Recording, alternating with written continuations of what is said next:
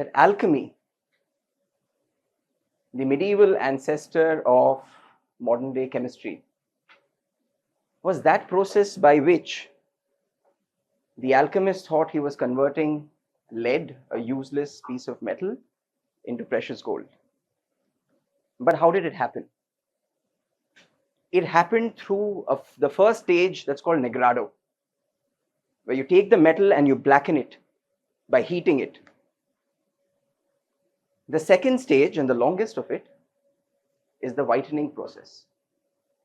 The metal is heated and heated and heated, subjected to extreme heat, and it turns white. And then comes the final stage, where in a flurry, a crescendo, the metal turns red. And lo and behold, you have gold. Or so they thought. It's almost magical.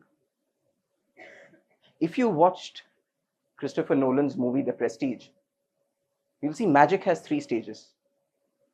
The first is the pledge, where something is shown to you.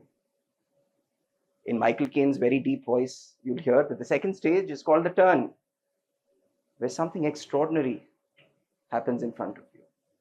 But he reminds you that you still don't clap. It's only when the prestige happens and the thing that disappeared reappears in front of you that you applaud and clap. Resilience is magical. It's alchemic. Let me tell you a story, ask you a question, and give you my thoughts on it.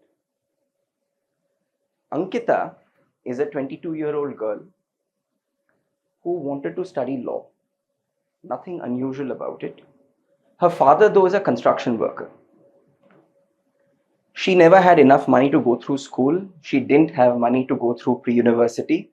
She somehow plowed through the government education system. But when it came to studying law in a private college, she didn't have the means for it. But the state, the Republic of India, has legislated a very good piece of legislation called the Building and Other Construction Workers Benefit Act. What happens under this? Each of us at some point, if we have bought a home, built a home, your parents have worked something to do with making a home for yourself, you would have paid 1% cess.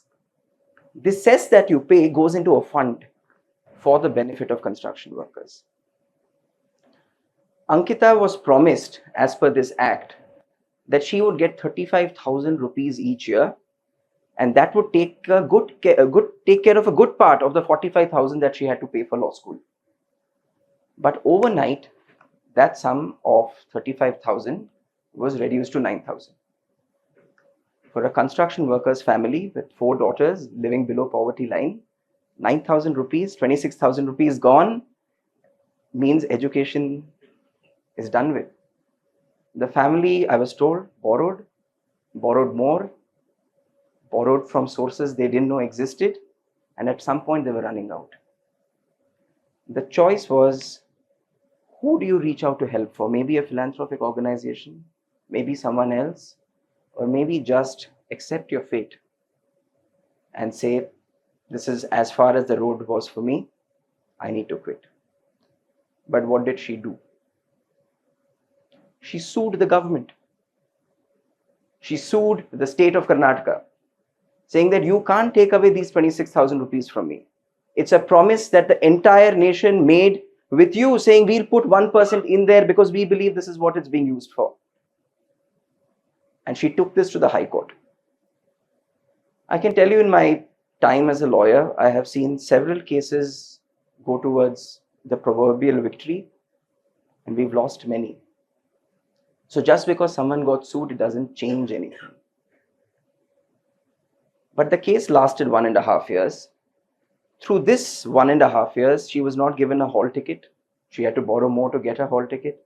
There was an interim order from the High Court saying, at least pay her money, we'll think about the rest.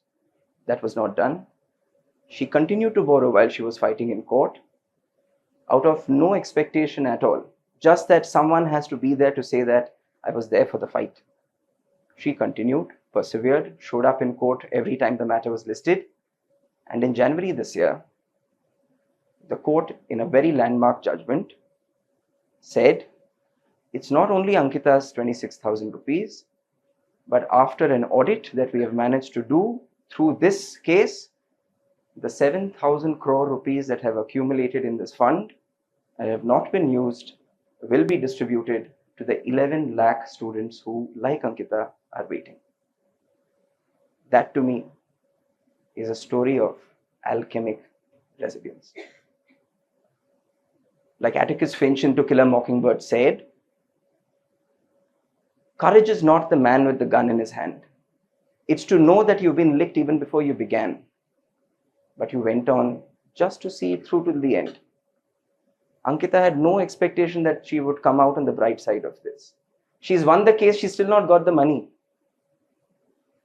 It's a continued battle.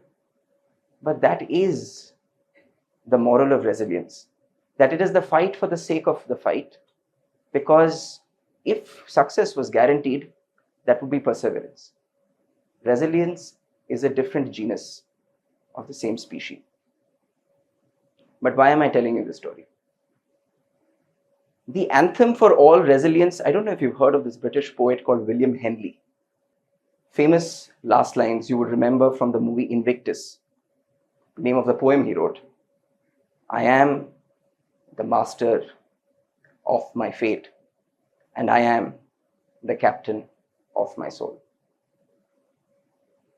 Anthemic for resilience. Now let me break the ice there. This is too simple a story for everyday resilience. We hear these every day.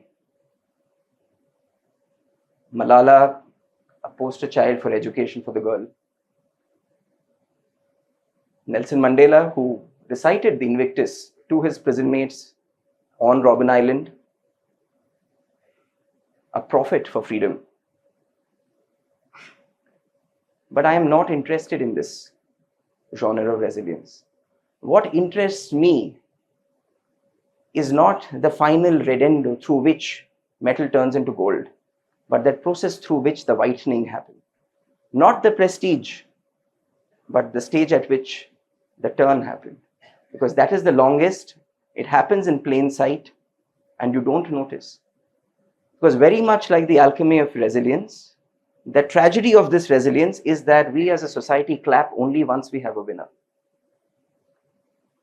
Which is a signal to all the others who are just as resilient and fighting on every day, is that society will applaud only once you win. And it becomes a precondition. And that is the tragedy of this scheme of resilience.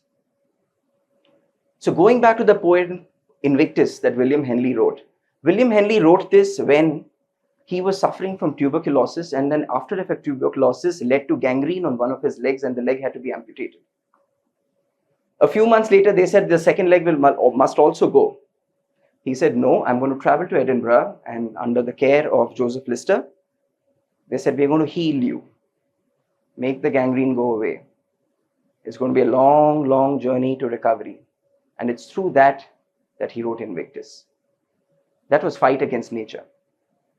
All other instances of resilience that I spoke about, Mandela, Malala, Ankita, all of these are resistance against man. Problems we have created. So the question I ask myself is, what led to society getting to this, that a girl had to take a bullet in her head before we took note? That Ankita had to go through years of trying to just borrow from people before a fund in which 7,000 crores had already been accumulated had to be opened up. What was society doing while this was happening? What is society doing while this continues to happen to the so many resilient who don't see the proverbial victory, the prestige that we wait for until we applaud? And to this, I only want to share an idea. It is quite possible that we are becoming more insular, more uncaring. Maybe artificial intelligence is in a revolution, but real intelligence is not. Somewhere we might have lost the way. And to that, I would ask myself, What magical solution do we have? It is not going to be an overnight answer, but I do have 3 words to share with you. The first is fraternity, a word that impregnates the preamble of our Constitution. We hear other big words, but fraternity is the one that says that unless we can feel for each other,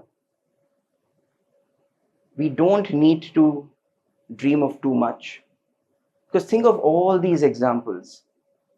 These are not those that need resilience to overcome. These are those that need community to overcome.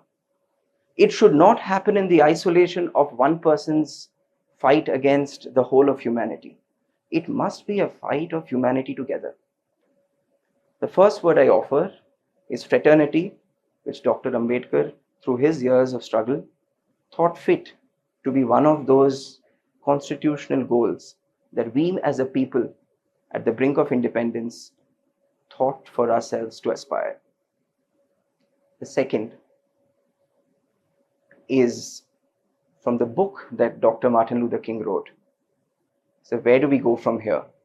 Chaos or community? I think the next step from fraternity is community, where we realize that I am because we are. Because for every step up that I have, there is a balance that is going off somewhere. And to realize that collective benefit, in it can lie individual benefit. And that we are not in competition, we are in a cooperation. And the third that I would suggest is borrowing from, in fact, a previous celebrated TED speaker, a lawyer from Alabama in the United States, Brian Stevenson. And I think this is the toughest: proximity. I borrow this word because even when we think of these problems, we think of these problems that we can empathize with, we can feel sorry for. A kind heart will discuss it with someone else. But it is really when you get close to the problem that we begin the process of healing. There is unfortunately a gangrene that has set into our way of society. Now, if William Henley had the benefit of a Lister to make that gangrene go away, it will have to be us who form the society that rid society of this gangrene. And it will have to be through proximity. It can't happen through distance. It can't happen through looking the other way. It can't happen by waiting for the prestige, where the victor is applauded while all the others who wait, resilient as they may be, continue to wait, hoping that they win someday, because without that, they know that they don't get our applause. We can't be a society that continues in a manner where a girl has to take a bullet in her head before she goes to school. We can't be a society that looks the other way. Each time there's one person struggling in his or her loneliness and waits for us to at some point take notice. And to me, that is real magic. Not the prestige. The pledge we know, but it's the turn, where the magician shows you something very ordinary. In plain sight in front of you, he does something extraordinary. But in society, the turn, the resilience, the individual's fight is happening in loneliness, is happening in isolation. It's happening in plain sight. Unlike the magician, they're not hiding it from us. It's just that we refuse to see.